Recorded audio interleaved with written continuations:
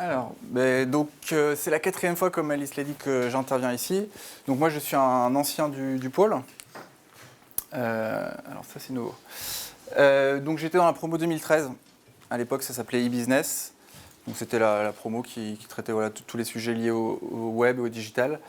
Donc j'ai une expérience de 2 ans en création de start-up à la fin de mon cursus, ici à l'EMLV. Cette expérience, elle m'a amené à faire un MOOC sur Internet sur la création de start-up, en fait, sur les étapes clés à suivre, tout ce que j'avais appris, en fait. Et ce qui m'avait manqué, moi, dans mon cursus, en fait, en tant qu'étudiant. C'est aussi un contenu que j'ai pu donner à des étudiants au pôle, à travers un module, en fait, qui a eu lieu il y a 2 ans et l'année dernière aussi.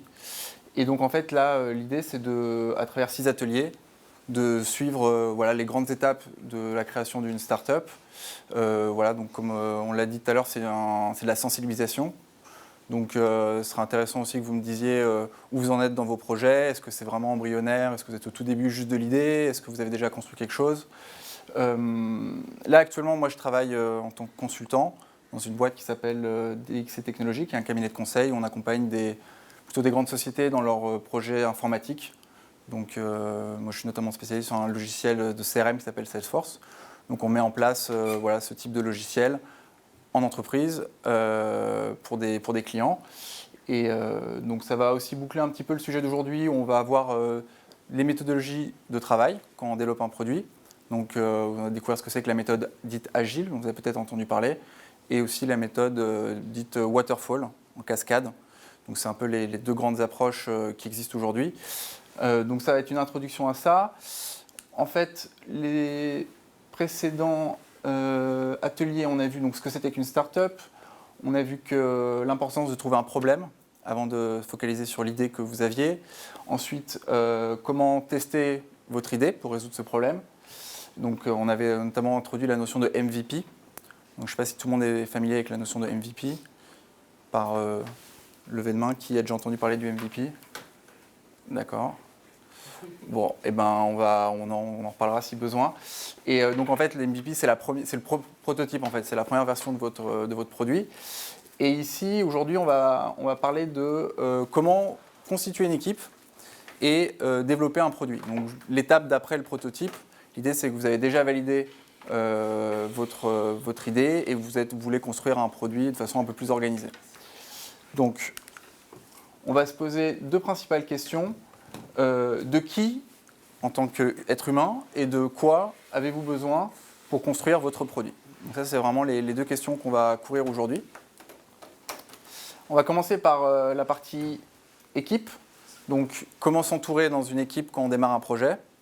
Comment se comprendre? Donc, moi, je vais parler aussi un petit peu de mon expérience, de comment moi j'avais vécu les choses au moment de démarrer mon projet. Donc, tout projet démarre par une équipe. Et c'est vraiment important de comprendre que c'est votre force numéro 1. Il y a cette phrase de Paul Graham que je trouve top qui dit qu'une bonne équipe peut rattraper une mauvaise idée, mais une mauvaise idée ne pourra jamais rattraper une mauvaise équipe. Et donc ça, c'est bien important de comprendre que quand vous allez démarrer votre projet, solliciter des partenaires, des business angels, voire lever des fonds, la première chose dans laquelle ils vont investir, ce n'est pas dans votre idée, mais c'est dans votre équipe.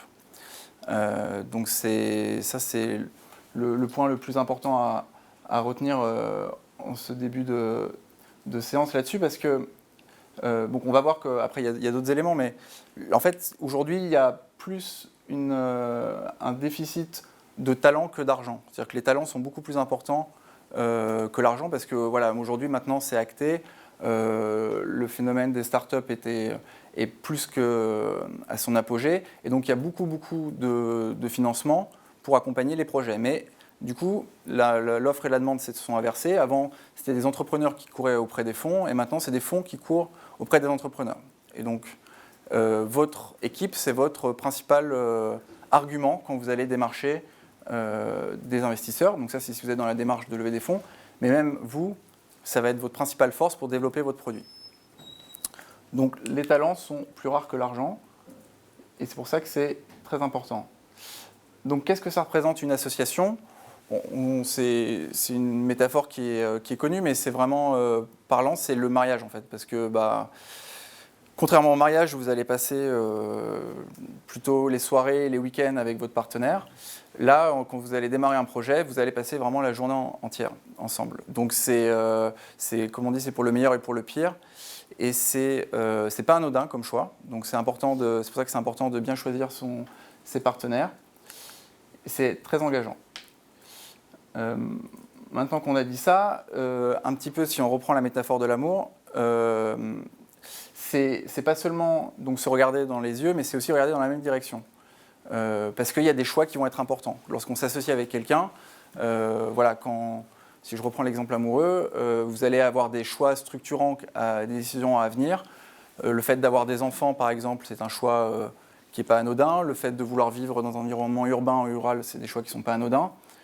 Et ça, forcément, dans une discussion de couple, ça va arriver à un moment donné. Et si vous n'êtes pas aligné là-dessus, ça risque de poser problème. Quand vous êtes fondateur, associé, c'est la même chose. C'est-à-dire que si vous avez des attentes qui sont différentes en termes, je ne sais pas, si vous avez des associés qui veulent, par exemple, vendre assez rapidement votre business, ou d'autres qui disent non, moi, coûte que coûte, je suis là pour développer un projet sur 15 ans pour changer une industrie, ce n'est pas du tout la même dynamique. Donc, c'est important de se poser déjà les bonnes questions, avec qui on s'engage, pour savoir dans quelle direction on va et quelles attentes, pour ne pas créer de frustration. C'est très important d'avoir ces discussions qui sont un petit peu difficiles au début. Voilà, c'est peut-être pas très romantique, mais dire qu'est-ce qui se passe si ça se passe mal, qu'est-ce qu'on fait, jusqu'où on est prêt à attendre en galérant, est-ce qu'on a envie de faire de l'argent rapidement ou est-ce qu'on est prêt à attendre plus longtemps. Il faut être aligné, regarder dans la même direction pour pas qu'il y ait de problèmes. Enfin, en tout cas, minimiser le nombre de problèmes. Parce que des problèmes, vous allez en avoir quoi qu'il arrive en développant votre projet. Alors si vous pouvez minimiser déjà les problèmes relationnels, ça vous aidera grandement. Mais pour autant, il ne faut pas avoir des clones, idéalement dans une association. Il faut quand même une différence dans les expériences, dans le background, parce que en fait, quand vous allez développer votre projet, ça va être une force d'avoir des gens qui ont vécu des choses différentes. Mais là, ce qui est important, c'est de regarder dans la même direction, même si on a eu un passé qui est différent. Donc c'est beaucoup de choses très simples, mais c'est juste des rappels, parce qu'on est vraiment dans de l'humain, et ça a l'air anodin, mais pour développer un projet, le côté humain va être omniprésent dans votre quotidien. Alors, à la question, est-ce qu'il vaut mieux se lancer seul ou pas du tout, moi, mon conseil, ce serait de se lancer seul quand même. Donc, comme le dit l'adage, seul on va plus vite, ensemble on va plus loin. Ça, c'est quelque chose auquel je crois profondément. Si vous êtes seul, vous allez avoir liberté pour exécuter l'idée dans la façon dont vous l'entendez. Vous allez pouvoir vite mettre en place ce que vous désirez. Par contre, il y a forcément un moment où, si vous allez vouloir atteindre certains objectifs, vous allez avoir besoin d'une force de frappe collective et d'avoir des talents autour de vous. Donc, ça veut dire quoi? Ça veut dire que rien ne vous empêche, dans un premier temps, de vous lancer seul, à travers notamment ce qu'on a vu à l'atelier précédent sur la notion de MVP, où vous pouvez quand même déjà, aujourd'hui, en 2019, vous avez toute une série d'outils que vous pouvez déjà exploiter pour déjà valider vos idées de départ, et ensuite, pourquoi pas, en chemin, trouver des associés. Ça, c'est pas incompatible. Donc, la question qui vient souvent, c'est comment est-ce qu'on trouve des associés? Donc, même chose que ce que je viens de dire, je pense que c'est en cheminant, donc c'est en développant votre projet. Vous n'allez pas forcément... C'est très difficile de convaincre quelqu'un quand vous avez juste l'idée sur un bout de papier en disant « Rejoins-moi, ça va être génial, moi j'ai juste l'idée, mais je cherche quelqu'un pour développer, ou je cherche quelqu'un juste pour faire le design, ou si je suis le développeur, je cherche juste quelqu'un pour m'aider à vendre. » Vous pouvez en fait déjà démarrer votre projet dans votre coin. Et ensuite, avec un certain nombre de résultats, ce sera beaucoup plus simple d'aller frapper à la porte de quelqu'un qui a une compétence et lui dire, voilà, moi j'ai déjà fait cette partie du travail, viens m'aider à faire le reste et on s'associe. Pourquoi? Parce que souvent, quand vous démarrez, vous avez une vision ou sur un marché ou sur une idée, vous dites, voilà, moi je pense qu'il faut aller dans cette direction-là. Et peut-être que c'est compliqué au début de convaincre des gens sur cette vision-là, mais si vous arrivez déjà à valider certaines de vos idées, avoir, je sais pas, des inscrits sur votre landing page, avoir un certain nombre de personnes qui sont intéressées par ce que vous proposez, et bien c'est des arguments pour aller rencontrer d'autres personnes et dire voilà, aide-moi à démarrer, j'ai déjà un début de traction, maintenant aide-moi à passer à l'étape supérieure. Donc souvent aussi une des questions auxquelles on se pose quand on est entrepreneur, c'est est-ce qu'il faut s'associer avec des amis? À cette question, moi, mon avis personnel, c'est que ce n'est pas tellement une question d'amis ou pas, c'est plus une question d'affinité avec un mindset qui nous ressemble. En fait, je pense que pour être associé, il faut être dans une relation d'honnêteté permanente à travers ses associés et de confiance, et d'avoir confiance avec les gens avec qui on travaille. Et donc, personnellement, moi, je sais que j'ai des amis avec qui c'est très compliqué d'avoir ne serait-ce que d'organiser parfois un week-end ou de partir en vacances. Et c'est des gens que j'apprécie, qui sont des amis, mais avec qui je sais que c'est difficile de collaborer. Et il y a d'autres personnes qui sont des amis avec qui je sais que c'est beaucoup plus simple de mener des projets, et donc je peux me projeter beaucoup plus facilement. Donc pour moi, ce n'est pas tellement une question d'amitié, c'est plus une question de se dire, voilà, je vais être enfermé toute la journée avec quelqu'un, à travailler sur un sujet. Est-ce que je sais que je pourrais être moi-même? Est-ce que je sais que je pourrais faire des retours aussi honnêtes à cette personne, sans qu'elle le prenne mal, sans qu'on crée des conflits de façon systématique? Donc c'est plus là où je mettrais le curseur dans la sélection de personnes avec qui vous travaillez. C'est des gens avec qui vous êtes à l'aise pour être vous-même et en qui vous avez confiance. Donc ça peut être des amis, si c'est le cas, tant mieux, mais ce n'est pas forcément, à mon goût, exclusif. Donc là, une autre phrase de Paul Graham sur cette notion-là qui explique simplement que faire confiance à votre intuition, c'est la chose la plus importante à faire lorsque vous êtes avec des personnes. Et donc c'est ce que vous faites déjà de façon naturellement quand vous avez des amis autour de vous. Ce n'est pas quelque chose que vous faites de façon purement rationnelle. C'est que vous avez une affinité, vous avez une intuition qui vous dit, voilà, je me sens bien avec cette personne, donc je reste avec cette personne. Et pourquoi je dis ça? Parce que Paul Graham, qui est, pour vous mettre dans le... Je ne sais pas si tout le monde sait qui est Paul Graham. Non, j'imagine. Paul Graham, c'est le fondateur de ce qu'on peut appeler un accélérateur de start-up aux États-Unis qui s'appelle Y Combinator et qui a notamment accompagné des start-up comme Dropbox, Airbnb, Stripe, voilà, un certain nombre de grands de start-up à succès. Et en fait, il explique dans ses conférences ou dans ses essais sur son blog que souvent en start-up, quand on mène un projet, il faut être très contre-intuitif. Et c'est un petit peu comme le ski. C'est-à-dire que si on est complètement intuitif au ski, on n'avancerait pas on serait à reculons en arrière sur les skis. Parce que descendre une pente, c'est vraiment pas quelque chose d'intuitif quand on est un être humain.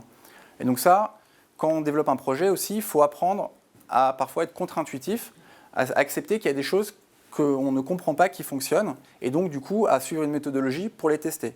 Et donc ça, ça rejoint les choses qu'on a vues aux ateliers précédents aussi sur le côté Lean Startup, où on va avoir une méthodologie pour tester des idées, récolter de la donnée et mettre à jour cette boucle d'apprentissage. Là, quand on est avec des êtres humains, c'est vraiment différent. Il ne faut pas avoir peur d'être, pour le coup, intuitif. Parce qu'on n'est pas dans le cadre d'un projet, on est dans le cadre de rapports humains. Donc, dans une start-up, dans votre projet, dans le développement de votre produit, je pense qu'on peut être très rationnel. Dans le cas d'une association de personnes, je pense que vous pouvez continuer d'écouter votre instinct. Il ne vous a pas trop fait défaut sur vos amis, j'imagine, jusqu'à maintenant, donc vous pouvez continuer de l'utiliser pour même votre association dans vos projets.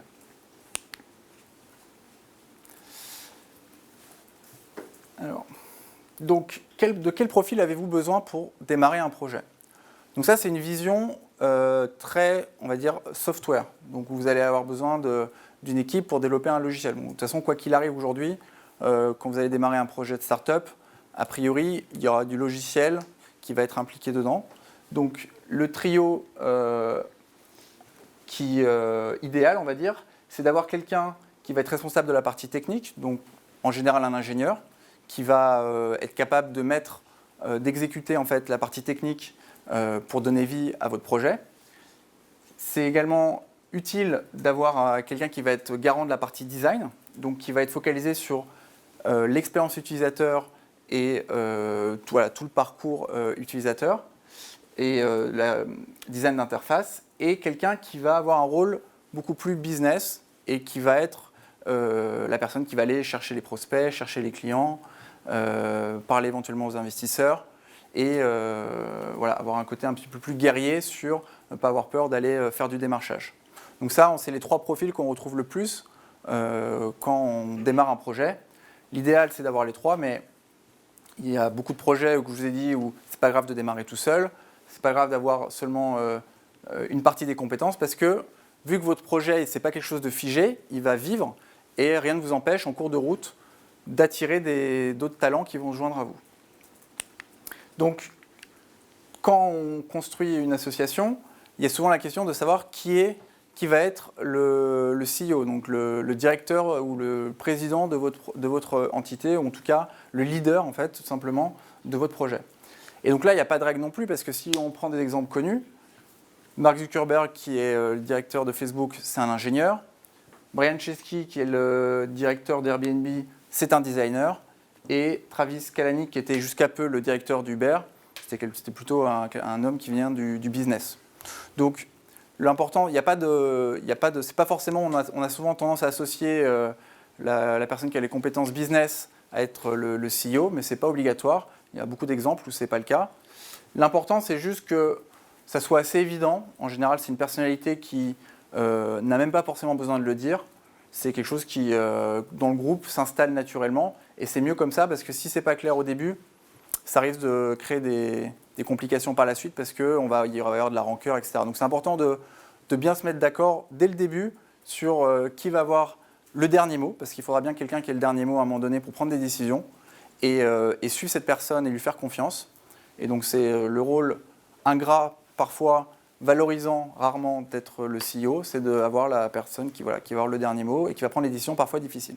Et ça, il faut vraiment que ça soit quelque chose de acté le plus tôt possible dans votre association et d'être en paix là-dessus pour pouvoir avancer sereinement par la suite. Alors, pour travailler ensemble, donc je vous parlais du MVP, il y a une autre notion dont j'aimerais vous parler, c'est quelque chose qui s'appelle RAI, parce que c'est inventé, le Minimum Viable Knowledge, qui est en fait le minimum de connaissances à avoir dans les domaines de vos associés, pour vous comprendre. Donc je vous disais, c'est comme dans un couple, on discute, on parle de nos journées. Si on ne comprend pas du tout ce que fait l'autre personne, c'est très difficile d'avoir des discussions où on va aller creuser, où on va s'intéresser à ce que fait l'autre personne. Et donc, qualité première d'un associé, c'est vraiment d'avoir de l'empathie et de faire l'effort intellectuel de comprendre ce que fait l'autre personne dans l'autre équipe. Donc par exemple, si on est designer ou un rôle business, c'est important de comprendre ce que fait la personne qui est en charge du développement technique.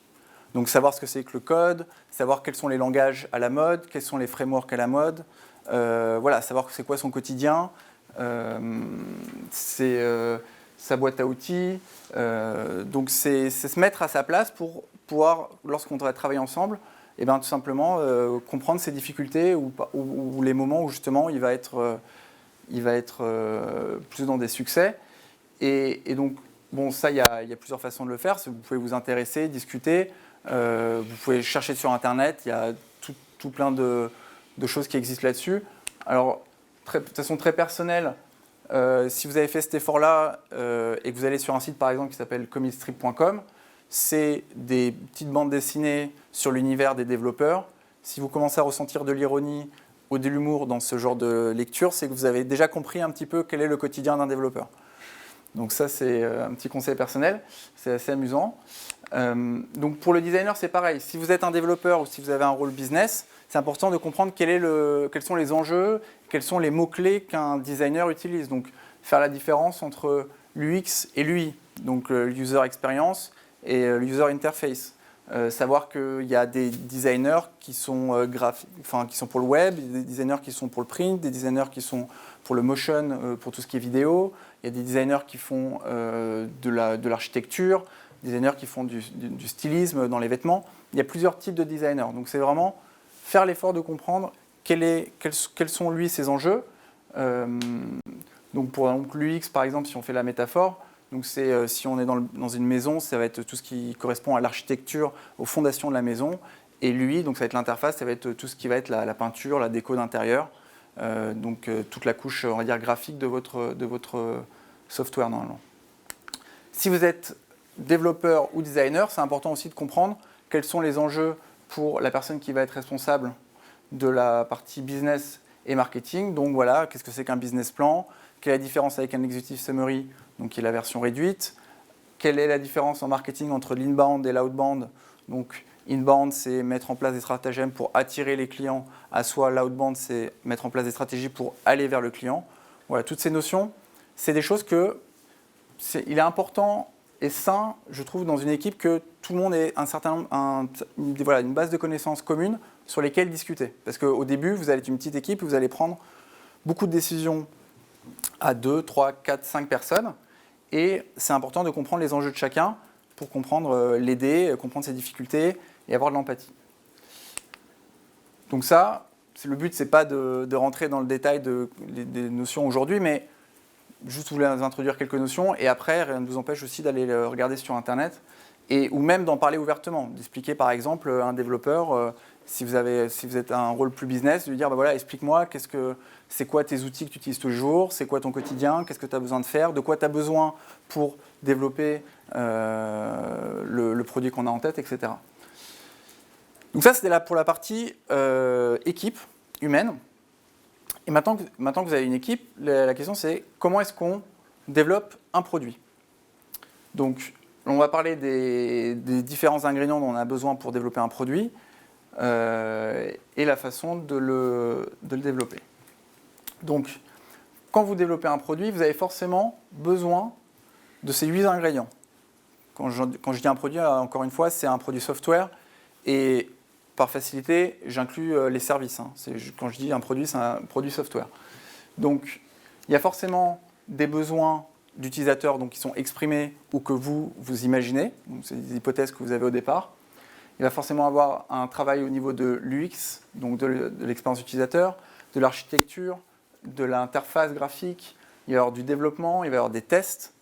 Il va y avoir ce qu'on appelle le déploiement, donc c'est de passer de votre environnement de test à votre environnement de production, donc le site live par exemple, si on parle d'un site web, et la maintenance. Donc ça, c'est des choses que vous devez avoir en tête lorsque vous développez un produit. Maintenant, il y a 2 écoles, comme je vous ai dit tout au départ. Il y a des personnes qui vont vous expliquer que c'est mieux de fonctionner en ce qu'on appelle en waterfall, en cascade, et les gens qui vont dire non, c'est plus facile de développer en agile. Alors je vous dis tout de suite, il n'y a pas de suspense, en startup, il vaut mieux développer en agile, mais on va voir pourquoi. Donc, voilà ce que je vous disais, donc waterfall ou agile. Quand vous êtes en waterfall, c'est une construction, donc les 8 ingrédients que je vous ai listés, en fait, ça va être une construction linéaire. Donc, c'est-à-dire qu'on va prendre ces 8 sujets et on va les travailler les uns après les autres et on n'abordera pas le sujet suivant tant qu'on n'a pas abouti le sujet précédent. Donc, c'est quelque chose qui était systématique dans les projets informatiques des années 90, c'était la façon de construire des projets. Donc on est dans un système d'étapes, les unes après les autres, et surtout on est dans un monde de certitude, puisque on est certain que les besoins au départ sont fixés, qu'ensuite on va les décliner dans une interface, qu'on va les développer, qu'on va les tester, il n'y a pas forcément de retour en arrière. Et nous, quand on est dans une start-up, c'est l'inverse en fait, on n'a pas de certitude, on est dans le monde de l'incertitude. Alors, juste il y a une petite illustration que je trouvais sympathique, c'est que, donc ça c'est typiquement un des écueils qu'il peut y avoir lorsqu'on a une méthodologie en cascade, puisqu'en fait on prend le risque à chaque étape d'avoir une incompréhension entre ce qu'on voulait au départ et ce qu'on a comme résultat. Donc c'est-à-dire que, par exemple dans le cas d'un projet, le client dit voilà, il a besoin d'une balançoire à 3 étages, le chef de projet il comprend quelque chose de différent, l'ingénieur comprend quelque chose d'encore différent, le développeur il programme quelque chose d'encore différent. Et à la fin, ça peut aller très loin parce que chacun, dans son paradigme, c'est comme le téléphone arabe. À chaque fois qu'on ajoute une communication, on peut arriver à un résultat qui est complètement différent. Et on n'a pas pris en compte le besoin d'utilisateur parce qu'on a mis beaucoup de temps entre le moment où on a commencé à réfléchir au projet et le moment où on l'a livré. Et alors que lorsqu'on est une start-up, on veut au contraire raccourcir ce temps et mettre le plus vite possible entre les mains des utilisateurs ce qu'on a imaginé pour tout de suite pouvoir ajuster. Et donc ça, c'est possible quand on fait de l'agile. Donc l'agile, c'est une vision intégrée donc, de tous ces ingrédients ensemble pour livrer donc, votre projet. Donc là, on ne va plus parler d'étapes, mais on va parler d'itération. Donc une itération, on va voir ce que c'est un sprint. Donc c'est une période durant laquelle vous allez développer vos fonctionnalités. Et pour le coup, on n'est plus dans le monde des certitudes, on est dans le monde des incertitudes, et ce qui est normal parce que vous êtes une start-up et que vous avez des hypothèses, et en tant que chercheur, vous cherchez à valider ces hypothèses. Alors, donc un sprint, c'est donc la composante la plus importante de la méthode agile, c'est un laps de temps qui peut être 1 semaine, 2 semaines, 3 semaines, 4 semaines, une durée durant laquelle vous allez développer vos fonctionnalités. Donc vous allez mettre autour de la table le développeur, le designer, la personne qui a donc les réflexes, on va dire business, et vous allez faire ensemble la liste des fonctionnalités que vous allez vouloir développer. Et vous allez être sélectif dans ces fonctionnalités, et vous allez vous donner comme objectif de les livrer au bout d'un certain temps. Et donc on va voir comment on priorise aussi ensuite. Donc l'idée c'est quoi? C'est dans le temps, d'avoir un développement progressif des fonctionnalités. Donc je vous disais, il y a la notion de sprint. Donc à la fin du premier sprint, on a la première version de notre produit. Ensuite, on va faire un autre sprint, un sprint 2, et on aura une deuxième version de notre produit. Ensuite, un sprint 3 et une troisième version de notre produit. Donc c'est ça l'idée, c'est de progressivement développer les fonctionnalités au fur et à mesure du temps, avec une priorisation qui doit se faire évidemment. Et donc là, on va voir que c'est aussi l'exercice difficile, mais c'est un très bon exercice lorsque vous développez un projet de start-up, c'est de comprendre quelles sont vos priorités et de ne pas passer de temps sur des choses non prioritaires pour tout de suite créer un maximum de valeur pour les utilisateurs. Et donc ça, une des grandes vertus de ça, de construire comme ça par incrémentation, c'est que vous allez en fait apprendre déjà en faisant et vous allez pouvoir ajuster au fur et à mesure. Parce que partir avec une certitude de se dire « Ah, mais en fait, je sais comment mon produit va fonctionner », passer 3 mois à développer dessus, et en fait se rendre compte qu'en fait, on est complètement à côté de la plaque, on a perdu 3 mois. Alors que si on passe 2 à 3 semaines en disant « Ok, j'ai identifié telle et telle fonctionnalité qui sont très importantes, je les mets à disposition de mes utilisateurs », soit ça passe effectivement, j'ai un retour positif, et là, super, je continue à construire par-dessus ces fonctionnalités, soit en fait, je suis à côté de la plaque, mais c'est pas grave, j'ai perdu 2 ou 3 semaines. Donc c'est d'où l'intérêt de la méthode agile, c'est de pouvoir mettre le plus rapidement dans les mains des utilisateurs un produit et de pouvoir ajuster par la suite.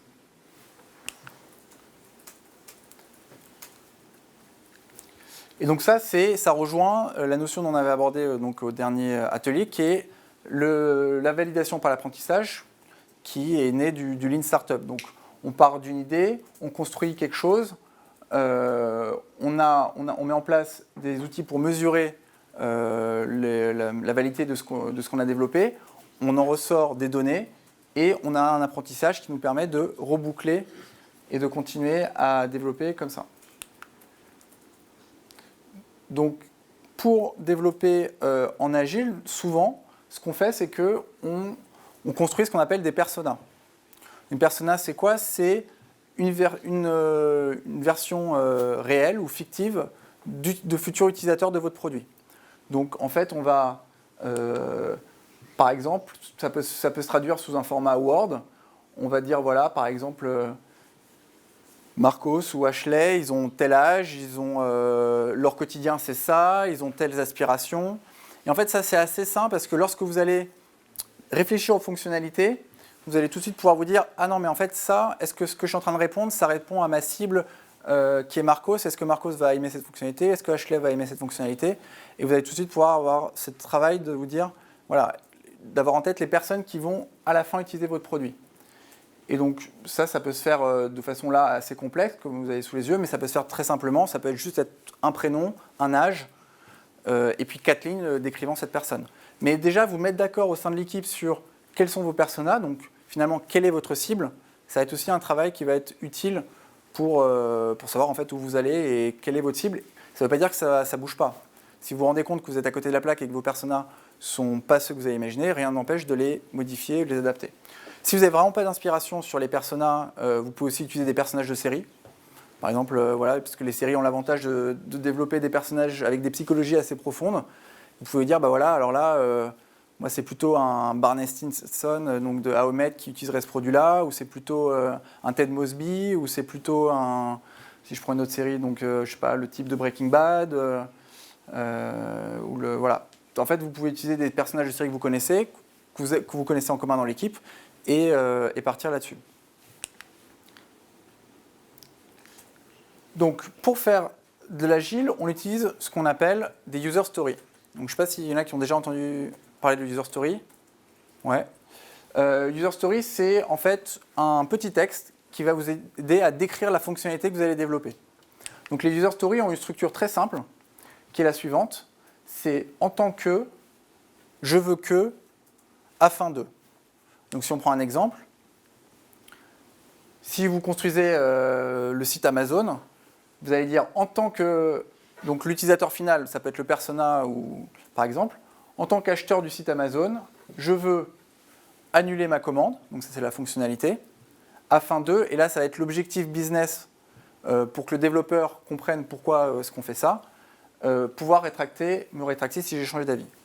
Bon, c'est un exemple bateau, mais l'idée c'est ça, c'est de systématiquement avoir ces trois lignes dans vos user stories. Donc ces user stories, vous allez pouvoir soit les faire sur un post-it, bon, c'est un peu old school et les coller à un mur, ou soit utiliser des logiciels, on va en parler, il y a quelques logiciels qui existent gratuits pour avoir cette méthodologie en user story.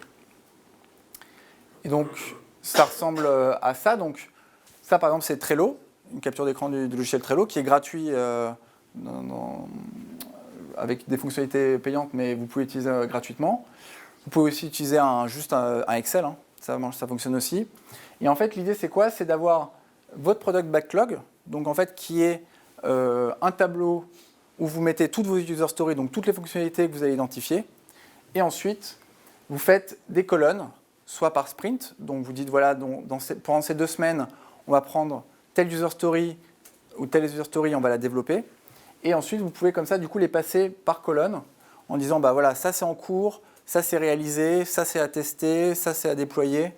Donc vous avez un management visuel en fait de votre projet avec les différentes étapes. Donc ça, pareil, l'objectif c'est pas de passer trop de temps là-dessus. Vous avez des ressources sur Internet pour savoir comment ça fonctionne, mais si ça c'est quelque chose qui vous intéresse pour développer votre produit, vous pouvez utiliser des outils comme Trello par exemple pour votre product backlog et pour suivre vos différents sprints. Ce qui est important là-dedans, c'est de commencer simple en fait. Parce que vous allez être tenté, c'est normal quand on démarre un projet, j'ai vécu ce syndrome-là, on a envie que notre produit fasse tout pour couvrir tous les besoins, parce qu'on ne veut pas que, voilà, si on nous dit mais t'as pensé à ça, on a envie d'avoir pensé à tout. Mais ça en fait, c'est pas forcément la meilleure approche. L'idée, c'est vraiment de commencer par des choses simples, et donc là où quand je dis qu'il faut être malin, mais il ne faut pas non plus être cheap, c'est pas ça l'objectif, c'est-à-dire qu'il faut commencer par bricoler des choses simples. Et bricoler des choses simples, c'est en fait le début, c'est un début normal, parce qu'en fait ce que vous voulez au début, c'est minimiser le temps que vous passez à faire des choses et maximiser le temps d'apprentissage, le résultat d'apprentissage. Donc ça c'est une notion qui s'appelle the riskiest assumption testing, donc c'est comment en fait tester une hypothèse en minimum de temps avec un maximum de résultats. Donc, par exemple, si je prends un exemple concret, si vous voulez faire de l'A/B testing, donc l'A/B testing, c'est prendre votre site web, en faire 2 pages différentes, amener vos utilisateurs sur une page 50% du temps et 50% du temps sur une autre page, avec des différences. Si vous voulez tester, par exemple, juste la couleur du bouton ou une nuance de couleur du bouton, c'est pas très agressif comme test. C'est-à-dire que vous allez peut-être avoir des résultats, mais c'est pas là-dessus que vous allez juger si votre idée est pertinente ou pas. Là où vous pouvez être beaucoup plus radical, c'est par exemple, je fais une landing page qui fait une page, et dans notre cas, je fais une landing page qui fait 50 pages, et là, je teste vraiment quelque chose de radical et je vois s'il y a un résultat flagrant entre les deux. Donc l'idée, c'est pas d'être soft en fait dans vos tests, c'est vraiment de faire quelque chose de radical. Parce qu'en fait, la pire chose qui peut vous arriver, c'est de passer trop de temps à être dans l'inconnu et pas vous confronter au réel retour du marché qui vous dit en fait, non, ça m'intéresse pas, ça m'intéresse. Et donc, pour ça, il faut prendre un risque et être assez radical dans vos tests. Donc, ça, c'est ce qu'a fait en fait quasiment toutes les startups que vous connaissez, elles ont commencé comme ça. Là, par exemple, je suis allé récupérer la capture d'écran de la première version de Uber. Uber, ce n'est pas l'application qu'on connaît aujourd'hui quand c'est sorti. Donc ça, c'était en 2009, je crois, ils ont fêté les 10 ans. Donc Uber, au départ, si on lit leur landing page, c'est juste la proposition de valeur, c'est juste réserver un taxi, un VTC, depuis mon smartphone, point. Et à l'époque, c'était juste envoyer un SMS en disant qu'on a besoin d'un taxi. En envoyant son adresse, on reçoit un SMS de confirmation pour être sûr qu'on a la bonne adresse. Et la personne vous dit par texto, OK, il arrive dans X minutes. Donc ça, c'était vraiment le début. Donc c'est-à-dire qu'ils ont juste voulu valider en fait, que les gens avaient été intéressés par réserver des VTC via leur mobile, mais ils n'avaient pas forcément développé tout ce qu'il y a autour, la map, le suivi du taxi, les notes, le profil, etc.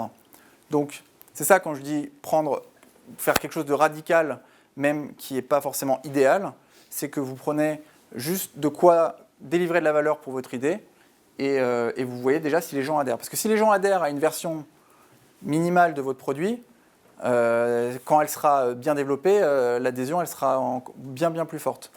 Donc c'est une bonne façon de faire le tri entre vos bonnes idées et vos idées qui sont moins intéressantes. Si je prends l'exemple de WhatsApp, même chose. Donc ça, je ne sais pas si vous connaissez, c'est un site qui s'appelle Wayback Machine. Ouais, c'est Internet Archive qui fait ça. C'est en fait une base de données qui va faire des captures d'écran de tous les sites web depuis les 20 dernières années, je crois. Donc là, vous pouvez vous amuser à aller taper votre concurrent ou un site qui vous intéresse, qui vous inspire, et aller voir comment eux, ils ont commencé. Donc si, par exemple, moi, je me suis amusé à aller taper WhatsApp, et en fait, la proposition de valeur de WhatsApp en 2009, c'était juste mettre à jour un statut sur son profil WhatsApp en disant je suis au sport, je suis au bureau. D'ailleurs, c'est resté d'ailleurs. Si vous regardez bien votre application, vous avez des statuts sur votre WhatsApp. C'était ça au départ. C'était la seule valeur de WhatsApp, c'était de proposer ça. Pourquoi ? Parce que c'était pour dire voilà, les gens sont occupés. J'ai pas forcément, pour pas qu'ils m'appellent quand je désire pas, je mets un statut. Donc ça, c'était la première version de WhatsApp. Et donc ils ont eu le premier utilisateur là-dessus. Donc c'est vraiment loin de ce qu'on a aujourd'hui.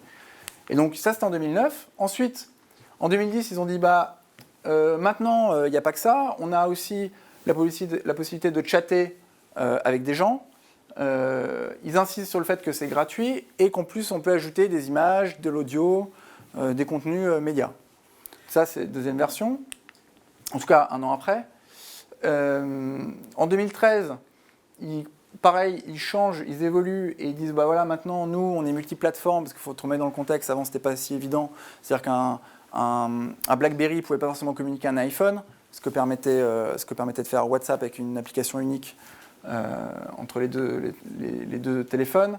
Il y a la notion de groupe qui était nouvelle, il y a la notion de localisation, etc. Donc les fonctionnalités sont arrivées au fur et à mesure par ordre de priorisation. Et aussi de capacité de l'équipe à le développer, parce qu'ils ne pouvaient peut-être pas, dès le premier jour, développer toutes ces fonctionnalités, ils n'en avaient peut-être pas la connaissance, les ressources. Voilà, on arrive dans des choses un peu plus compliquées. Et là, si on regarde récemment, en 2016, voilà, tout ça a disparu, tout ça c'est évident aujourd'hui pour WhatsApp, et ils insistent sur le côté, ils ont insisté sur le côté les appels gratuits qu'on peut avoir d'un pays à l'autre en passant par l'application. Donc tout ça pour dire quoi ? Pour vous dire que, en fait, la première version de votre produit, c'est pas forcément la version définitive, et que c'est pas grave de commencer par quelque chose de simple, même qui peut paraître peut-être moins ambitieux, qui couvre moins de choses, mais au moins vous concentrez vos efforts sur une seule fonctionnalité ou deux, et ensuite, par ce que je vous ai présenté tout à l'heure, par les sprints, et en fait, par incrémentation, vous musclez votre application, votre site web par différentes fonctionnalités. Donc, en fait, une bonne façon d'avoir un schéma mental là-dessus, je trouve, c'est d'avoir ça en tête. C'est si vous devez construire une voiture, par quoi vous commenceriez ? D'ailleurs, on va faire ce jeu. Mais peut-être qu'il y en a qui ont déjà vu l'image. Si demain, vous devez construire une voiture, quelqu'un vient vous voir et dit, voilà, il faut que j'ai une voiture demain. Qu'est-ce que vous livrez ? Et vous avez 2 jours pour le faire. Qu'est-ce que vous livrez ? Ouais, un châssis et des roues. La carrosserie. Un siège et un beau tableau de bord. Ok. Ok. Donc ça, c'est super intéressant parce que c'est la façon par laquelle, effectivement, par analogie, tous, on raisonnerait. En fait, la bonne façon de délivrer une voiture, c'est de se poser la question, mais quel est le rôle d'une voiture ? Le rôle d'une voiture, c'est d'amener quelqu'un d'un point A jusqu'à un point B. Et donc, est-ce que je vais pouvoir aller d'un point A à un point B avec un châssis ou juste un tableau de bord ? va être compliqué. Donc, la meilleure façon quand on a un mindset de développement en agile, c'est d'avoir ça en tête. C'est de ne pas commencer par ce que vous avez décrit, mais de se dire, bah voilà, en fait, la première façon d'aller d'un point A à un point B, je peux simplement peut-être développer un skate, ensuite une trottinette, ensuite un vélo, une moto, et puis jusqu'à la voiture. Donc ça, c'est évidemment une métaphore. Dans la vraie vie, vous ne ferez pas ça, vous n'allez pas avoir beaucoup de succès en tant que constructeur automobile.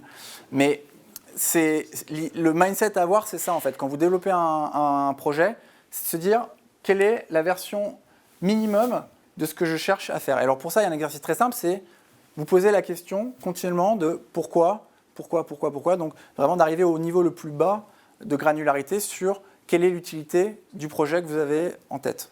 Donc là, par exemple, la voiture ou d'un VTC, ça peut aussi être d'amener quelqu'un d'un point A à un point B. Et donc, pour ça, il y a une théorie qui est intéressante, qui est développée par ce monsieur qui s'appelle Clay Christensen, qui dit en fait, comprenez quel est le job que délivre votre produit. En fait, il est parti de l'exemple, je vous invite vraiment à regarder la vidéo, c'est assez amusant, ça dure 5 minutes. Et en fait, il travaille dans un cabinet de consulting et il travaille pour McDonald's. Et McDonald's voulait comprendre comment améliorer les ventes de ses milkshakes aux États-Unis. Et donc, McDonald's était parti direct. Donc, McDonald's, c'est quand même une grosse société. Ils ont une grosse équipe marketing. Ils disaient, bah voilà, on va analyser les goûts, on va demander qu'est-ce que les gens aiment. Ils sont partis sur plein de pistes. Et en fait, ça ne fonctionnait pas. Et alors lui, ce qu'il a proposé avec son équipe de conseil, il dit non, on va aller observer les gens au McDo et on va leur poser des questions. Et donc ce qu'il a fait, c'est que tout simplement, il s'est posé dans des McDonald's toute la journée. Et il a remarqué premier truc intéressant, c'est que les gens venaient acheter des milkshakes, surtout entre 6h et 9h du matin. Ce qui peut paraître un peu surprenant. Donc première constatation. Ensuite, donc ça c'était vraiment pour la partie quantitative. Et après, ils ont dit, bon, on va les poser maintenant des questions à ces personnes, pourquoi ils achètent un milkshake. Et en fait, quand on leur posait la question, c'est qu'ils se sont rendus compte qu'ils n'achetaient pas forcément le milkshake pour les premières idées auxquelles on peut penser sur le goût, sur la fraîcheur, etc. Mais parce que la plupart des gens, c'était des gens qui faisaient de la route ensuite pour aller au travail, qui étaient dans les bouchons, et que le milkshake, c'était le seul truc qui leur durait longtemps pendant qu'ils conduisaient, qui était facile à attraper, et qui, en plus, les calait jusqu'à midi. Donc c'était aussi le côté compact et consistant du milkshake. Et donc là, en fait, ils ont complètement abordé le problème différemment. Ils se sont dit, mais en fait, c'est ça qu'on va améliorer. On va partir des forces qui sont attendues par l'utilisateur sur le milkshake, et on va construire par-dessus. Donc on va penser le milkshake pour qu'il aille bien dans la voiture, on va renforcer le côté rassasiant du milkshake, et on va communiquer là-dessus également. Donc, en fait, vous voyez comment, en creusant et en posant vraiment les questions sur quelle est l'utilité fondamentale de quelque chose, on peut approché le problème différemment. Et donc ça demande à réfléchir un petit peu différemment. Et donc là, il y a un article très très long, mais que je vous invite à lire, qui sera peut-être l'heure la plus intéressante que vous allez passer si vous lisez cet article en entier, parce que c'est très très long. Et c'est un article du blog Wait But Why, qui s'appelle The Cook and the Chef, et qui, en prenant l'exemple de Elon Musk, que vous connaissez tous, créateur de Tesla et d'autres sociétés, et il explique qu'en fait, il y a deux types de personnes sur Terre. Il y a les personnes qui réfléchissent comme un cuisinier, et il y a les personnes qui réfléchissent comme un chef. Donc la différence, c'est quoi? C'est que le cuisinier, il va suivre la recette, et voilà, il va l'exécuter, mais il va partir de quelque chose d'existant, et il va faire du mimétisme, il va copier quelque chose d'existant, et raisonner par analogie. Et en fait, le chef, lui, mais c'est pour ça qu'on paye aussi des grands chefs quand on va dans des restaurants étoilés, lui, il ne fonctionne pas par analogie, mais il fonctionne par ce qu'il appelle donc first principle, donc c'est qu'il part d'une base de connaissances qu'il a et sur lesquelles il va construire par-dessus. Donc, c'est un peu compliqué de rentrer dans le détail, l'article dure 1 heure, mais en fait, la morale, c'est quoi? C'est que si vous voulez approcher un problème, donc comme on dit souvent, il faut penser out of the box, etc. Ça veut simplement dire que l'idée, c'est d'éviter de réfléchir par analogie, comme on est souvent tenté de le faire, comme on l'a fait par exemple au moment où on a dit mais comment est-ce qu'on construit une version minimale d'une voiture, mais en partant du raisonnement le plus bas possible et en construisant à partir de là. Donc l'invitation que vous fait cet article, c'est que quand vous êtes entrepreneur, c'est de ne pas raisonner comme des cuisiniers qui suivent une recette, mais vraiment de raisonner comme un chef qui va avoir son propre paradigme et qui va construire par rapport aux ingrédients qu'il maîtrise et qu'il comprend. Et donc, ça, pour conclure là-dessus, c'est une phrase que j'aime bien d'Einstein qui dit s'il avait 1 heure pour résoudre un problème, il passerait 55 minutes à réfléchir au problème et 5 minutes à réfléchir à la solution. Donc ça rejoint un peu ce qu'on a dit tout à l'heure, c'est qu'en fait, finalement, si on se rend compte que si on arrive à bien approcher le problème, si on passe suffisamment de temps, ben en fait, la solution, elle, relativement, coule d'elle-même. Et donc c'est aussi ce qu'on a vu dans la séance 2 ou la séance 3, c'est l'importance de se focaliser sur le problème. Quand vous êtes entrepreneur, votre but, c'est pas d'avoir des idées, c'est de résoudre un problème. Et forcément, quand vous avez un problème, les idées sont des outils pour résoudre le problème que vous avez identifié, que certaines personnes ont dans leur quotidien. Donc, pour commencer, tout ça, ça peut paraître un petit peu compliqué, mais je vous propose une solution, une méthodologie simple, c'est de vous dire, mais pour votre projet, quelle serait finalement l'unique action que doivent réaliser les utilisateurs sur votre produit? Voilà. Est-ce qu'il y avait une seule action que les utilisateurs doivent faire sur votre produit, laquelle ça serait? Et ça implique évidemment à renoncer à certaines fonctionnalités peut-être que vous avez déjà. Mais il y a forcément dans votre outil, dans votre application, dans votre projet, une façon de mesurer si les gens vont dans la bonne direction par rapport à vos attentes. Donc c'est une action. Donc vous allez voir qu'en fait, dans les outils qu'on utilise tous les jours, il y a forcément une action principale qui est attendue. C'est-à-dire que si vous êtes sur Airbnb, l'objectif d'Airbnb, c'est que vous réserviez un logement. Alors, c'est une plateforme, donc quand il y a une plateforme, entre parenthèses, je mets l'autre côté du... Donc une plateforme, c'est toujours un... donc il y a le côté utilisateur, et là, pour le cas d'Airbnb, il y a les personnes qui doivent ajouter des logements. Donc c'est de la mise en relation. Si vous êtes sur Facebook, le but de Facebook, c'est que vous interagissez avec un contenu. Donc ça peut être un like, un commentaire. Et pour la personne qui va ajouter le contenu, c'est juste de faciliter sa tâche pour qu'elle ajoute un contenu de façon très simple. Uber, c'est la même chose, c'est de réserver une course. Vinted, c'est de publier une annonce ou d'acheter un produit. Spotify, ils attendent qu'une seule chose de vous, c'est que vous écoutiez une chanson. WhatsApp, que vous envoyez un message. Netflix, que vous regardiez une vidéo. Et en fait, vous vous rendez compte que la plupart des outils que vous utilisez tous les jours sont organisés pour vous réaliser une seule action. Et c'est cette action qui a le plus de valeur pour votre projet ou votre startup. Et donc, pourquoi avoir cette question, c'est parce que l'idée, c'est d'isoler toutes les frictions pour atteindre cet objectif. Donc, par exemple, dans le cas de Facebook, dès que vous êtes arrivé sur Facebook, vous avez tout de suite votre newsfeed, donc votre flux d'informations. D'ailleurs, il y a quelques années, pour ceux qui sont inscrits il y a longtemps sur Facebook, il n'y avait même pas de ce flux d'informations, on communiquait de profil à profil. Et donc là, tout de suite, ils font en sorte, par leur algorithme, de tout de suite mettre en premier le contenu le plus engageant possible. Donc selon ce que vous likez, etc., ça peut être soit des photos de votre famille, soit une vidéo d'un chat, etc. Mais l'idée, c'est que ce soit personnalisé pour tout de suite, le plus rapidement possible, vous engager. Donc il y a forcément une action sur votre produit pour laquelle vous avez envie de pousser les utilisateurs à réaliser quelque chose. Et donc la question pour démarrer simplement, ça peut être déjà de se poser quelle action j'ai envie qu'ils réalisent. Et peut-être que les user stories sont également quelque chose, si vous êtes vraiment au début de votre projet, de peut-être un petit peu intimidant. Et donc il y a peut-être une façon d'écrire les user stories de façon un peu plus simple, c'est de se dire, ok, vous prenez un schéma, sur une ligne de façon horizontale, vous mettez les étapes que vous souhaitez réaliser dans votre projet, dans votre application par exemple, et en dessous, vous apportez plus de détails dans la granularité de ces actions. Donc peut-être qu'avant de commencer sur des user stories comme on a vu au départ, cette méthode peut être un petit peu plus légère et un peu plus accessible. Quand vous développez un produit, il n'y a pas que les user stories, le backlog, le sprint, il y a aussi la partie design où il va falloir générer ce qu'on appelle des wireframes. Et donc la wireframe, ça va être dessiner les premiers traits de votre produit. Et donc ça, il y a des outils très simples pour le faire, comme Balsamiq par exemple, ou j'ai un autre exemple, Mockup Flow. Donc ça va être des logiciels qui vont tout de suite vous donner des templates pour dessiner les premiers traits de votre application, de votre site web, etc. Surtout, bon, vous pouvez le faire, mais vous allez galérer, n'utilisez pas PowerPoint, enfin, c'est une galère. Vous dessinez avec les outils gratuits qui existent. Donc tout le monde a utilisé PowerPoint pour commencer. Mais voilà, maintenant on a la chance de vivre dans un monde où tous ces outils sont gratuits, quasiment.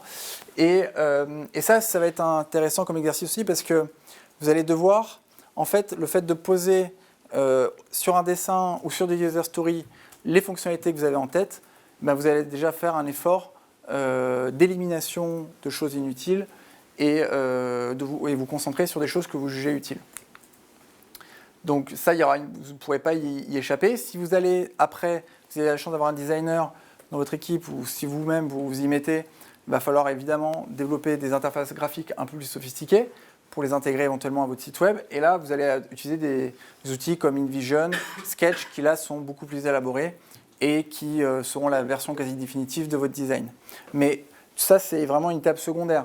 Dans un premier temps, rien ne vous empêche de poser sur papier et dans le même temps sur des outils de mock-up les premiers wireframes que vous avez en tête et d'en discuter entre vous. Donc ça, bon, citation un peu bateau, mais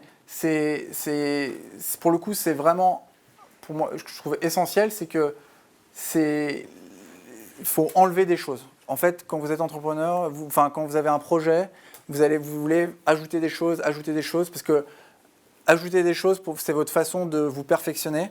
C'est ce que vous pensez, en tout cas, et c'est ce que j'ai pensé aussi. Mais en fait, on se rend compte assez rapidement que le perfectionnement, il vient quand on enlève et qu'on simplifie au maximum son produit. Donc ça demande de faire un petit deuil sur les idées qu'on a et de les réduire. Mais c'est un exercice qui est hyper important et qui va créer plus de valeur que vous le pensez.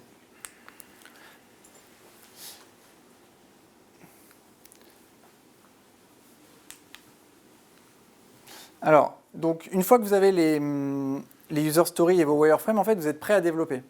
Donc, vous voyez, ce n'est pas non plus hyper complexe. Il faut juste que vous arriviez à poser sur des user stories les fonctionnalités que vous avez en tête, dessiner une première esquisse de à quoi cela ressemblerait, et ensuite, l'équipe qui va développer, ou si vous êtes vous-même le développeur, vous allez pouvoir commencer sur ces bases-là à développer les premières parties, les débuts de votre projet et le rendre live. Donc ça, en méthode agile, l'idée c'est évidemment de livrer le plus rapidement possible. Pourquoi ? Pour avoir un retour des utilisateurs. Donc le plus vite vous mettrez dans les mains d'utilisateurs votre produit, le plus vite vous allez avoir des retours. Et ça s'improvise pas non plus. Il faut avoir l'effort d'aller demander, poser des questions à vos utilisateurs, ce qu'ils aiment, ce qu'ils ne comprennent pas. Et c'est une vraie discipline en fait, parce qu'on est vite tenté de se dire bon bah je vais tout de suite comprendre ce qui marche, ce qui ne marche pas. En fait, il faut vraiment faire l'effort d'aller demander. Déjà, ce n'est pas évident que les gens vous répondent parce qu'ils ont d'autres choses à faire. Mais si vous avez la chance d'avoir des retours d'utilisateurs, ça peut être des Skype de 10 minutes, ça peut être même en face à face si vous avez la chance de les croiser, des questionnaires en ligne, peu importe. Il faut vraiment que vous vous débrouilliez pour avoir des retours d'utilisateurs pour ensuite, parce que forcément vous êtes dans le projet, vous n'avez pas le recul nécessaire pour savoir ce qui est intéressant. Vous avez passé 3 semaines à développer quelque chose, forcément vous pensez que c'est génial, alors qu'en fait, ça se trouve, vous êtes complètement à côté de la plaque, ou ça se trouve, il y a 10% de ce que vous avez développé qui est seulement à côté de la plaque, mais c'est important de l'ajuster. Et ça, avant de repasser du temps à développer quelque chose, c'est important de savoir ce qui n'a pas fonctionné pour l'éliminer. Et donc ça, il y a... ouais, alors ce que je vous disais, c'est qu'on ne sait pas comment les gens vont utiliser votre produit. Je ne sais pas si on peut cliquer dessus. Je ne sais pas si vous avez vu cette vidéo. Peut-être si tu vas sur l'ordi qui est juste en dessous directement. Ah yes. Donc ça c'est... On pense toujours quand on développe le produit, votre projet, que les gens vont se servir de la façon dont vous l'avez imaginé. Bon là évidemment, il y a du sarcasme, mais vous allez voir qu'en fait les gens sont très créatifs et ils peuvent imaginer totalement autre chose.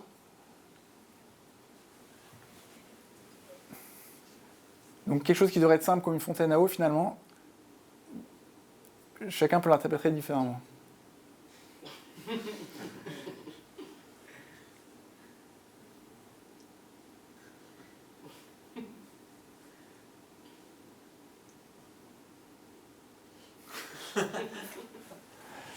Donc voilà, l'expérience utilisateur, elle n'est pas acquise en fait. C'est-à-dire que vous allez imaginer des choses dans votre coin, la façon dont les gens vont l'utiliser, ça ne vous appartient pas en fait. Vous allez le découvrir. Et donc bon là c'est un cas extrême, hein, il y a de la mauvaise foi, mais soyez pas surpris que ça peut arriver aussi que les gens utilisent complètement différemment l'outil que vous avez imaginé pour eux. Alors, pour avoir des feedbacks,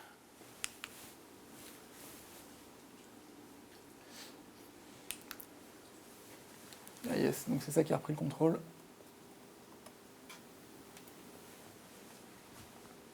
Pour avoir des feedbacks, il y a un outil qui est simple, qui s'appelle le NPS. Je ne sais pas si vous l'avez utilisé, vous en avez parlé en cours, qui est donc le Net Promoter Score.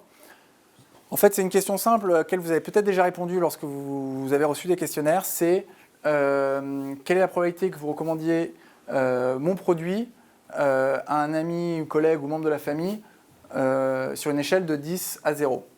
Et en fait, donc c'est qu'une question en fait, que vous posez. Les personnes qui vont recommander entre 10 et 9, ce sont ce que vous allez appeler les promoteurs.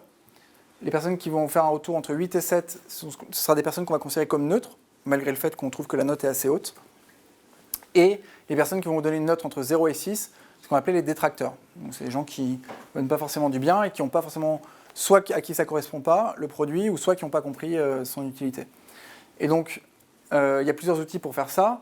Vous pouvez utiliser des outils comme promoteur.io, Thermostat, mais même juste un formulaire Typeform, en fait, tout simplement, qui est gratuit, ou même par mail, juste poser la question.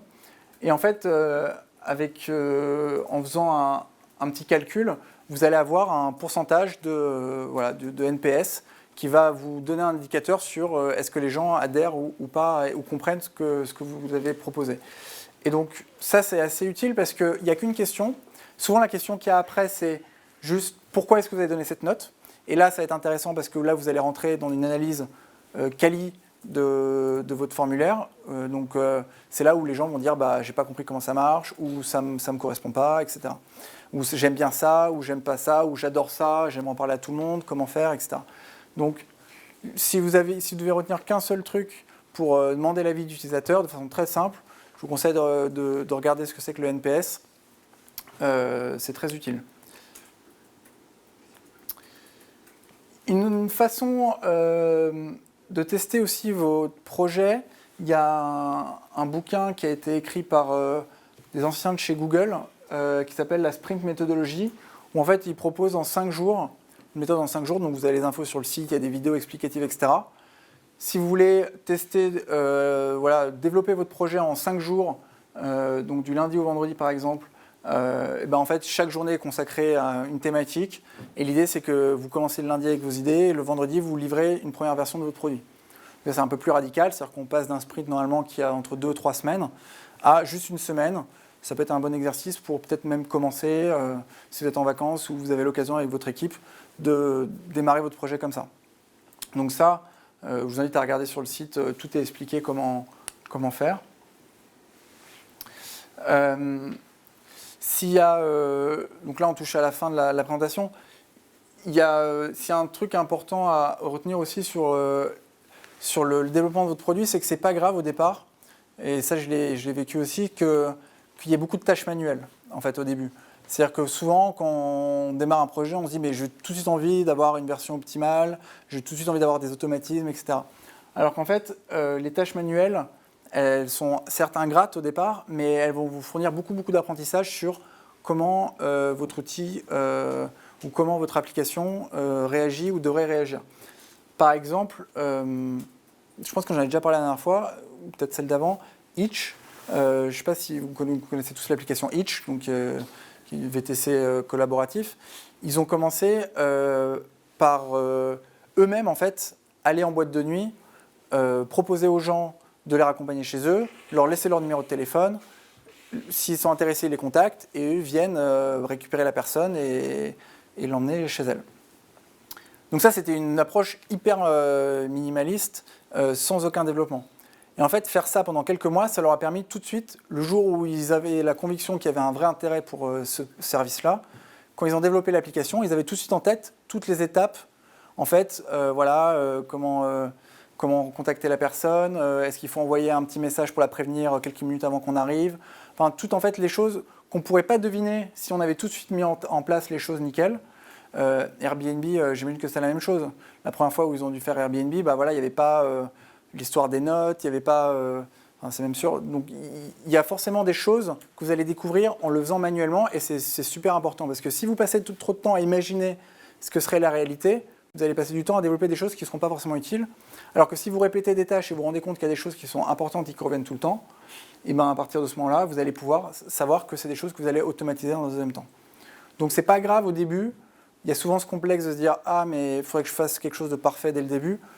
En fait, non, c'est pas grave. Faites les tâches manuellement. Le jour où vous êtes débordé, le jour où vraiment ça devient plus gérable pour un être humain de le faire, et là, en ce cas-là, vous développez, vous passez du temps à optimiser et vous faites entrer le code en jeu et là, vous allez avoir des automatismes.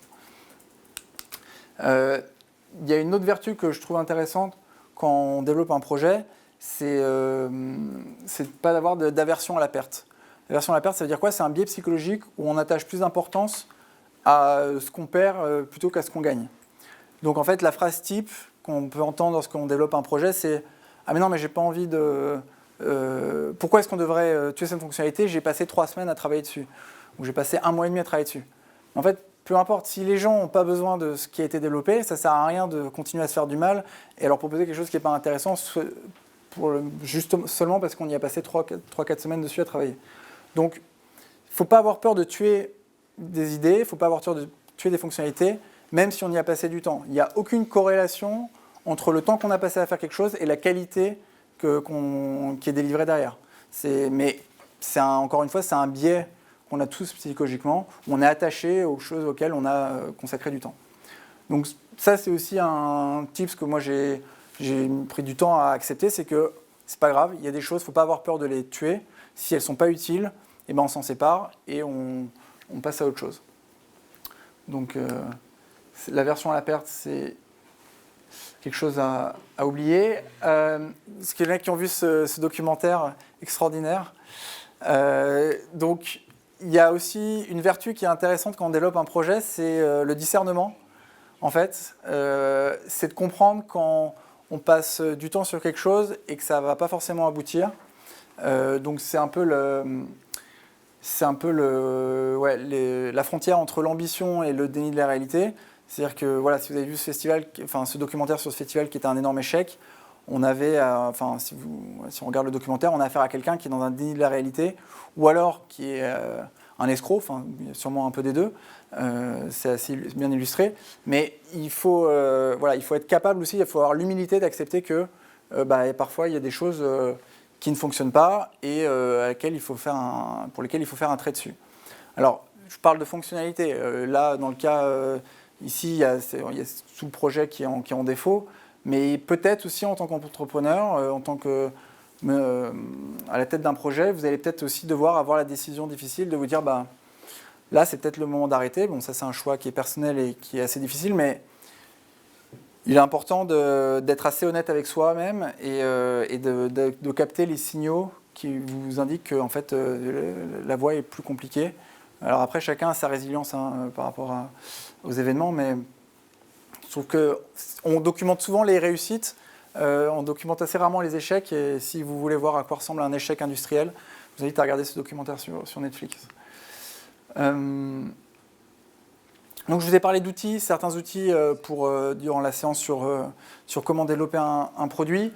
Vous avez des outils de collaboration type Asana, Flow, Basecamp, Trello qui peut aussi vous servir à faire votre product backlog et vos user stories. Vous avez aussi Excel, évidemment, Google Sheet, Airtable, je ne sais pas si vous connaissez, qui est aussi une forme d'Excel un peu plus intelligent, où vous pouvez paramétrer pas mal de choses et qui est connecté à Internet. Pour les wireframes, vous avez des outils comme Balsamiq, Mockup Flow. Pour communiquer entre vous en tant qu'équipe, vous allez aussi avoir besoin éventuellement d'avoir des outils. Donc, beaucoup de gens servent de Slack. Je ne suis pas fan personnellement, mais ça peut être utile. Mais même un groupe WhatsApp, peu importe en fait. Mais bon, ça va être important de mettre en place des mécanismes de communication entre vous. Donc ça, c'est pour la partie outils.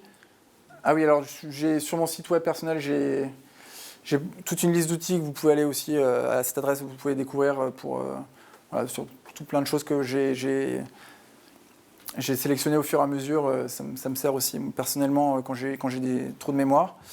Donc ça c'est pour la partie outils. Pour la partie légale, vous avez des adresses aussi à connaître éventuellement.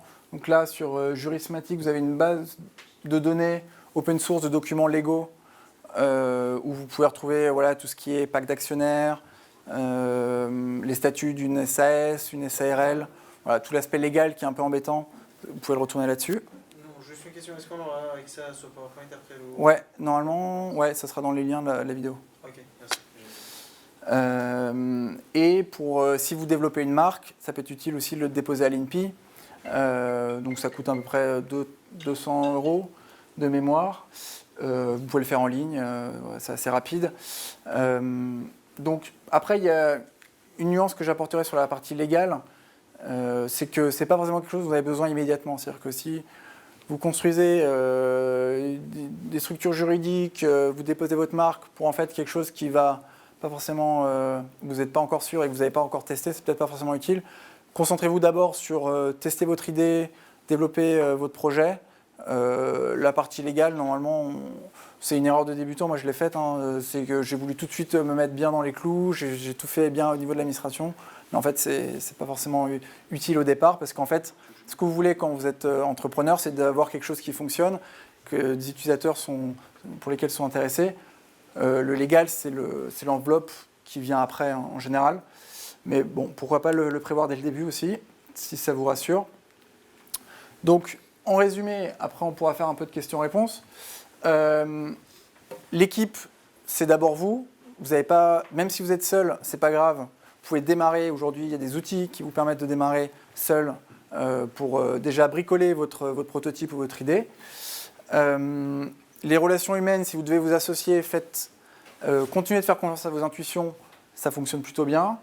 Donc encore une fois, seul vous allez aller vite, mais à un moment donné, vous allez probablement avoir besoin de vous entourer pour grandir.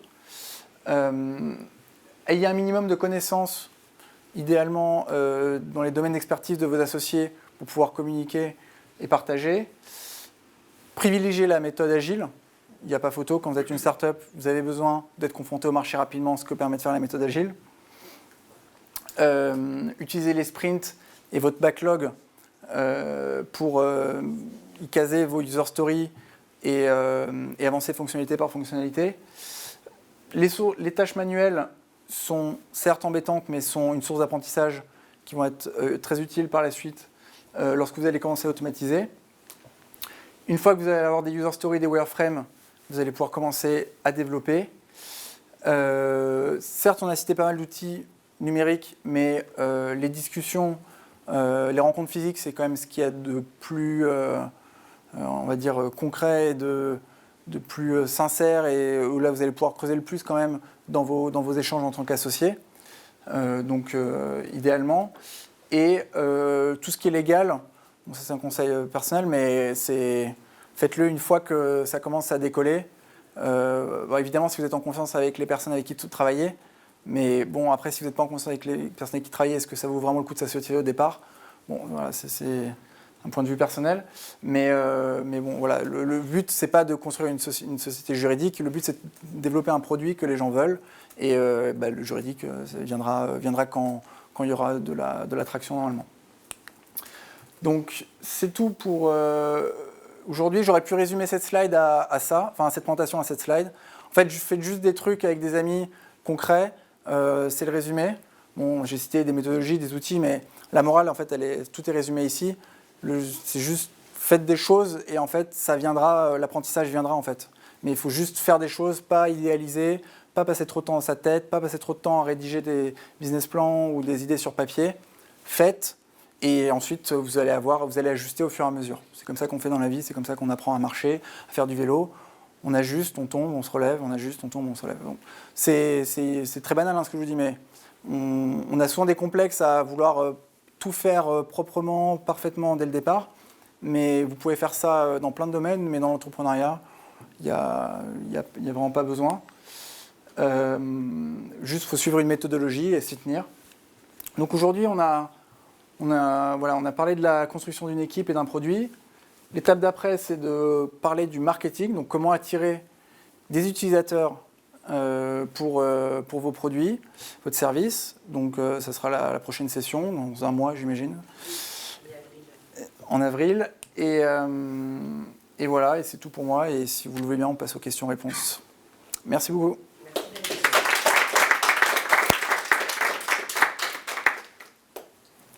Est-ce que vous avez des questions sur ce qu'on a vu, des choses qui étaient claires, pas claires? Ouais. À un moment, tu dis donc le meilleur moyen de trouver des associés, des collègues, c'est plutôt de chercher dans ses amis, dans ses relations. Mais quoi faire si jamais dans ces relations, il n'y a pas un profil, il n'y a pas le profil qu'on recherche et qu'on doit trouver ailleurs. Enfin, en tout cas, on doit trouver, mais on n'a pas dans les amis. On fait quoi? Alors, moi, en conseil personnel, ça serait de démarrer quand même ton projet, même seul. Et en fait, quand tu es en mouvement, tu crées des opportunités, en fait. Si tu es immobile, tu t'exposes pas aux autres, au monde. Mais à partir du moment où tu vas mettre ton projet en marche, tu vas forcément rencontrer des personnes, rencontrer des utilisateurs. Ça se trouve, tu vas rencontrer tes associés parmi tes premiers utilisateurs. Si ça se trouve, ça ne sera pas un ami ou une connaissance dans une soirée à qui tu vas dire bah, « Qu'est-ce que tu fais en ce moment ?» Je dis bah, « Je développe ce projet. » Tu vas lui montrer. Mais évidemment, c'est beaucoup plus simple pour quelqu'un d'embarquer avec toi s'il y a déjà une première réalité physique de ce dont tu lui parles, plutôt que de dire « Ah, mais en fait, j'ai une idée, mais j'attends la bonne personne pour me lancer. » Là, du coup, tu peux attendre peut-être très longtemps. Mais moi, mon conseil, ça serait d'avancer. De toute façon, après, si tu es bloqué dès le début au niveau des compétences, ce qui est possible, mais a priori, on a vu dans le chapitre MVP qu'on peut déjà essayer de valider son idée, même avec si on n'a pas de compétences techniques, si c'est par exemple ton cas, ou si tu cherches quelqu'un qui a des compétences de le design, par exemple. Par exemple, la vente de mon produit, ça passe beaucoup par mes pages web. Enfin, ça passerait beaucoup par une page web. Il faudrait quelque chose de très attrayant, qui donne envie. Et je ne suis pas du tout dans le design. Et donc, bon, enfin, ça, j'ai la chance au pôle. Je pense, trouver quelqu'un si je cherche. Je commence juste à chercher. Mais c'est vrai qu'en tout cas, dans mes relations directes, j'avais pas d'associés, c'est pour ça. Après, comment dire, on n'attire pas des mouches avec du vinaigre. Tu vois, si tu as quelque chose qui brille et qui fait sens, tu vas forcément attirer des talents à toi, en fait. Mais le tout, je pense, c'est de l'initier. Et après, effectivement, tu peux en parler. Moi, quand je disais on peut s'associer avec des amis, oui et non. C'est-à-dire qu'il y a des amis avec qui tu vas pouvoir travailler, et des amis, tu sais, avec qui c'est compliqué de travailler. Donc c'est pas absolu. Oui, ça peut aider, mais tu peux tomber sur des gens que tu connaissais pas il y a 3 mois, qui en fait vont se révéler idéaux pour travailler sur un projet. Mais après, comme toute association, quand tu rencontres quelqu'un, tu vas pas lui proposer de te marier immédiatement. Donc tu vas d'abord peut-être boire un verre, tu vas faire une activité ensemble, tu vas passer un week-end ensemble. Et donc progressivement, donc pareil, c'est-à-dire que te mets pas la pression en disant il faut que je trouve un associé demain. Si tu rencontres quelqu'un d'intéressant, tu n'es pas obligé de lui en parler tout de suite. Toi, ça va t'enlever la pression, lui, ça va lui enlever de la pression aussi. Et au fur et à mesure, vous allez apprendre peut-être à faire juste des petits projets ensemble ou parler de certains sujets, traîner ensemble. Peut-être qu'en fait, dans la discussion, naturellement, ça va s'installer et vous allez dire mais en fait, on pourrait carrément bosser ensemble. Pour donner un exemple à cette méthode de travail, on cherchait avec Julien un troisième associé, plutôt dans le domaine du développement. Donc c'est Guillaume Bergano. On avait besoin de quelqu'un tech, parce que nous, on n'a aucune connaissance du développement. Et en fait, on est passé par une agence. On leur a demandé de nous faire un devis, combien ça coûterait de développer la plateforme. Une fois que le montant est arrivé sur la facture, évidemment, c'était impossible pour nous de payer. On lui a dit, écoute, on fait le site, tu vois comment on bosse. Si ça te plaît, on ne te paye pas et on te donne des parts en échange. Et en fait, c'est devenu notre meilleur ami, c'est devenu notre associé. Ça fait 2 ans qu'on travaille ensemble. Et tu as des manières de faire que tu n'aurais pas imaginé, qui étaient censées être, c'était censé être notre prestataire. Et au final, on s'est arrangé comme ça. Et depuis, ça fait 2 ans qu'on travaille ensemble et tout se passe bien. En fait, tu as plein de moyens d'y arriver. Il y a ça, il y a aussi des rencontres, il y a des afterworks qui sont organisés pour trouver des associés. il y a plein de gens ici aussi. Plus tu parles de ton projet, plus les gens peuvent être intéressés, en particulier pour ton projet, je pense.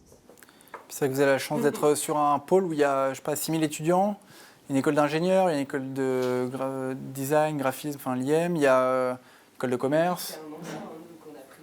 Ouais, donc c'est vrai que à travers les assos, il y a peut-être des façons de rencontrer des gens. Moi, je pense que c'est un peu comme chercher à trouver le sommeil. C'est-à-dire, si on y pense trop, on s'endort pas.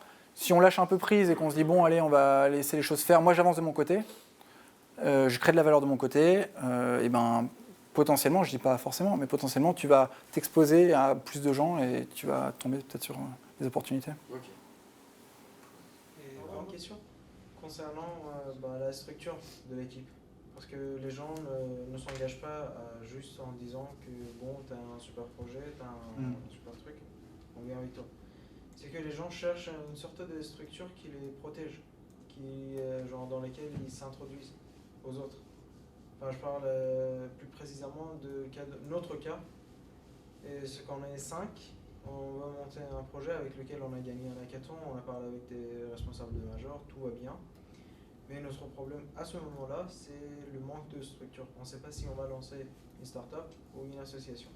Parce que dans les deux cas, tout change. Enfin, dans le cas d'une start-up, c'est une autre histoire. Dans le cas d'association, ça en est une autre. Donc, oui, est-ce qu'il ne faut pas déjà une structure avant de lancer? C'est-à-dire, quand j'étais seul, j'aurais dû penser à une structure et après inviter les gens. Ou, là maintenant, il faut décider. Bah, maintenant que vous en parlez, qu'est-ce qui ressort le plus? En fait, ça dépend. Parce que les startups, on peut avoir des mécénats, on peut avoir des partenaires, mais on n'aura pas accès aux ressources du pôle. Mais les associations, c'est qu'on peut avoir tout, sauf qu'on ne peut pas se faire payer. Et c'est un projet dans lequel il faut vraiment s'investir. Ça demande beaucoup d'énergie, beaucoup de dynamisme. Et les gens, ils ne sont pas simplement contents de gratification juste par avoir des ECTS. C'est vrai. Donc, ils veulent plus. Donc, on pensait à une start-up, mais il a ses propres enjeux. Et donc, ma question plus précisément, c'est que est-ce qu'il vaudrait mieux que là, quand les petits, on les garde à cette taille-là, qu'on le fasse passer par une autre association, juste en tant que projet pour tester, un truc vraiment trial. Si ça a marché, tant mieux. Si ça n'a pas marché, on a validé notre projet. Ou lancer une vraie start-up et commencer toute une démarche. Il n'y a pas de règle. De ce que j'entends, de ce que tu me dis, c'est qu'il y a un besoin, une envie de se structurer proprement comme une entreprise, donc d'avoir des statuts, des règles plus structurées. Mais visiblement, ce que vous avez besoin, c'est d'être une entreprise. Donc, juridiquement une entreprise, mais d'être une start-up dans les faits. Donc, je te conseillerais d'aller là-dessus, si c'est ça qui est important pour vous, en fait. Mais encore une fois, c'est comme je disais, c'est comme une relation. S'il y a des gens qui vont être à l'aise avec le mariage, d'autres qui vont vouloir un Pacs, à la limite, l'important, c'est que vous soyez ensemble et que vous avanciez avec ce qui vous convient le plus, en fait. Donc, de ce que j'entends, ce serait plus une structure, d'entreprise.